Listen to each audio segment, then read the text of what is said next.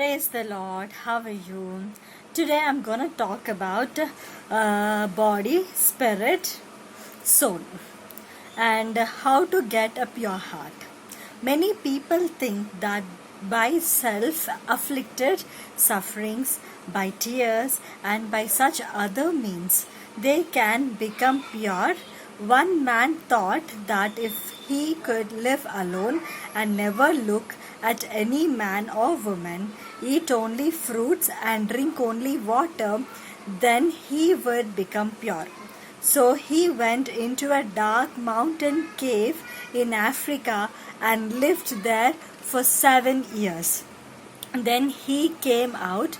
His friends asked him, "How much purity have you received?" He replied, "I have become more filthy than I ever was before." His mind had become more corrupt and more defiled, and thus he see that you cannot become pure by human effort. God's word says in 1 John 1:7 that the blood of Jesus Christ goes on cleansing us continually. Let me explain this.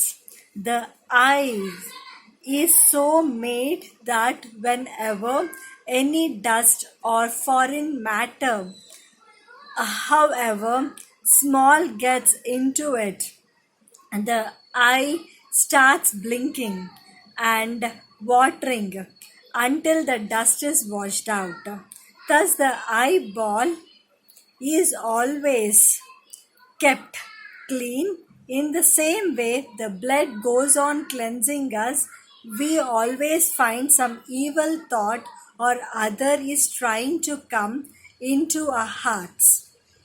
They will into our hearts, because our means I'm saying about plural, so hearts I'm talking. If as an individual, then heart, they will not go away except by the blood of the Lord Jesus Christ. When we say by faith, "O Lord, cleanse me," straight away we are cleansed. The Lord will not say, "I have no time now. I will come and do it tomorrow."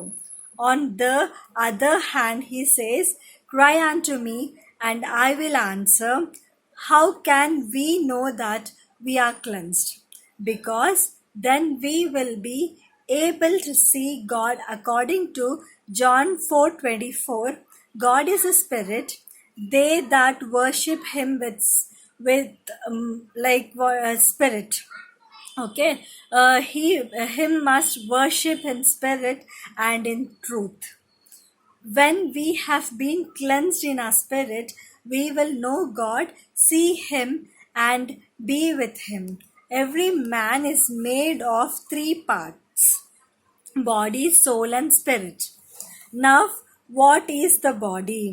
It is made up of muscles, bones, and blood. What is the soul? It is constituted of instinct for thinking, emotion for loving, and willpower for making decisions.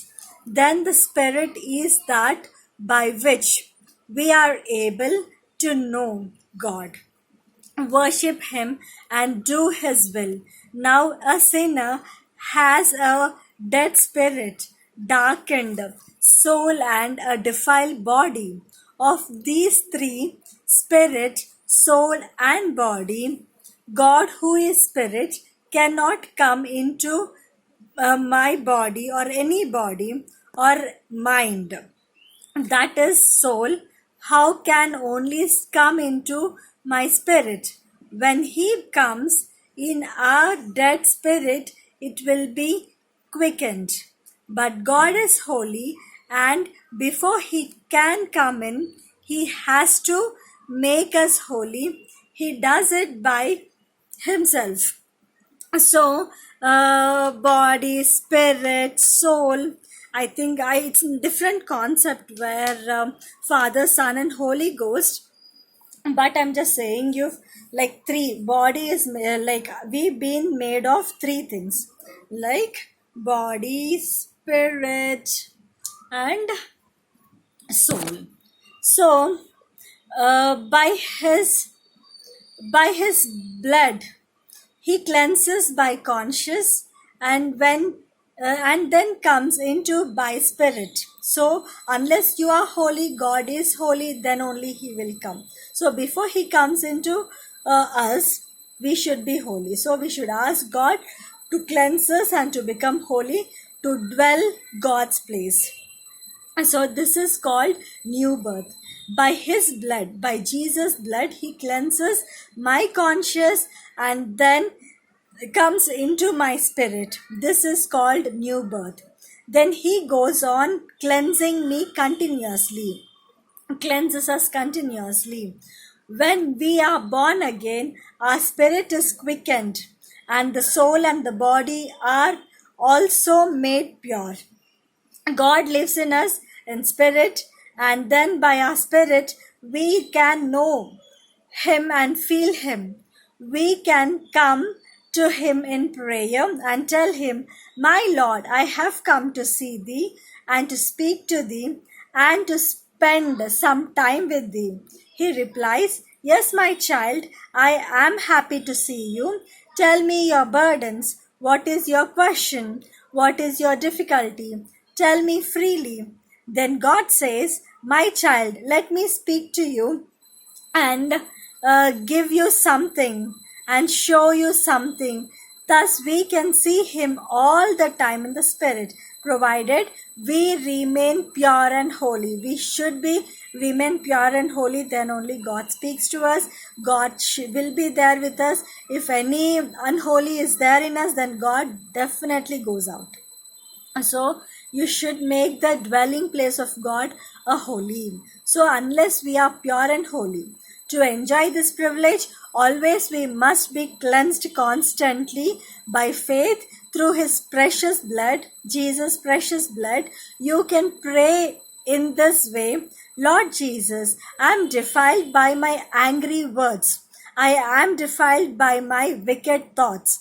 Will you wash my thoughts by thy precious blood?" Then he speaks to us, "Yes, my child, I forgive you and wash you.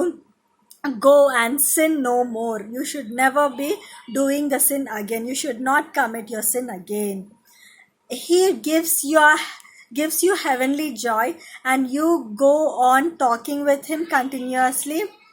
Then these words will be fulfilled: "Blessed are the pure in spirit, pure in heart, for they shall see God." You will be able to enjoy unbroken fellowship with him, and through your experience many others will be inspired to come to God. Praise the Lord.